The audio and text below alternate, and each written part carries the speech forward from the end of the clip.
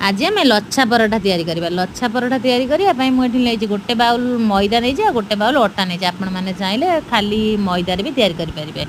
एबे ता लुण देकी आम पानी देकी भल भाव चकटी ना चकटी 10 ରୁ 15 मिनट पर घोड़े रखीदे आम मैंने पराठाटा भल नरम हम। एबे ताको पुणी 15 मिनट पर आनिक आउ भल कि चकटिकी गुड़ा करनबा गुड़ा कर रखिकी आम गोटे कप गोटे चामच मैदार जो सनफ्लावर तेल तेल देकी एबे ताको गोलेकी रखिबा तापर आमे ताको बेलिबा रुटी परिका बेली दबा बेली देकी गोटे ब्रश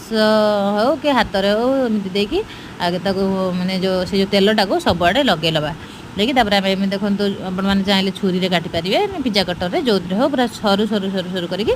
काटने जेते सरू करिवे सेते हमर लच्छा माने पराठाटा हमर पूरा सेते लेयर रे हेकी तयारी हबो पराठाटा। एबे देखंतु ताको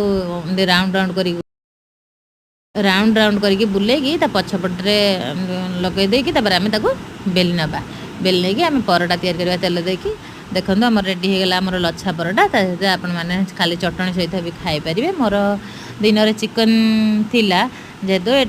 मोर से चिकन लगे देदेली लच्छा पराठा मो पुअर बहुत दिन डिमांड थी आज मुझे रेडी करदेली लच्छा पराठा। आपण मैंने मो चैनल नुआ थे प्लीज सब्सक्राइब कर दिंतु रही।